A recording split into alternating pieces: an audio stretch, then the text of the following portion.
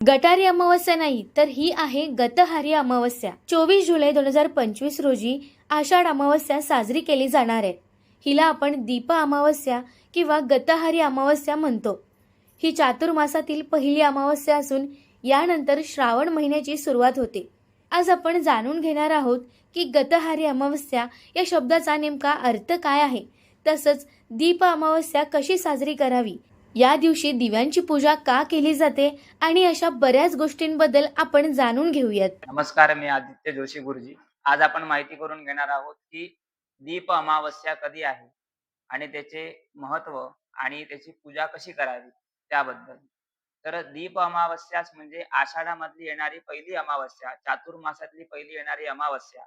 तर त्या दिवशी विशेष म्हणजे दिव्यांचं पूजन केलं जातं. तर त्याला प्राधान्य असं आहे, की श्रावण मासाला आरंभ होतो आणि त्याच कारणाच्या अंगभूत त्याच दिवशी आपण समुद्र स्नान करावं, गंगा स्नान करावं, नर्मदेचं स्नान करून आपण पुढच्या श्रावण मासाला आरंभ करतो. त्यामध्ये विशेष म्हणजे आपल्या पितरांचं पूजन केलं जातं, पितरांचं तर्पण केलं जातं, पितरांचं श्राद्ध केलं जातं आणि पितरांच्या नावाने कणकेचा दिवा बनवून दक्षिण दिशेला ठेवून पितरांचं आपण स्मरण केलं जातं, की जेणेकरून पितरांना मोक्षाची गती प्राप्त व्हावी आणि पितरांचा तुम्हाला आशीर्वाद मिळावा, त्याकरिता आपण पितरांचं स्मरण त्या दिवशी विशेष केलं जातं. आणि दुसरी गोष्ट म्हणजे आजकालच्या लोकांनी त्या गतहारी हा शब्द आहे.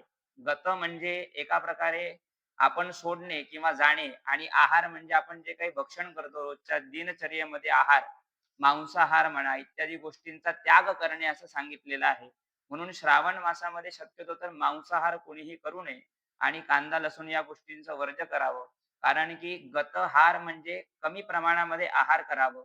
तर आजकालच्या लोकांनी त्या गताहारीचा अपभ्रंश करून गटारी असं या शब्दाने सगळेजण संबोधतात. तर गतहारी या शब्दाने सगळ्यांनी संबोधावं आणि दीप अमावस्येचं पूजन करून सर्वांनी भगवान शंकराचं स्मरण करावं व पितरांची पूजा करावी. अमावस्या जी तिथी आहे, ती 23 तारखेला 2:28 रात्री सुरू होते व 24 तारखेला रात्री 12:40 ती तिथी समाप्त होते. तर या तिथीमध्ये 24 तारखेला आपण दीप अमावस्येची पूजा करू शकतात व आपल्या घरातले जेवढे काही दिवे आहेत, त्या दिव्यांना स्वच्छ करून, त्या दिव्यांचं पूजन करून व आपल्या पितरांचं स्मरण करून ते दिवे तुम्ही प्रज्वलित करू शकतात आणि कणकेचे दिवे करून एका प्रकारे पितरांच्या नावाने एक दिवा तुम्ही दान करू शकतात नदीत किंवा मग दक्षिण दिशेला.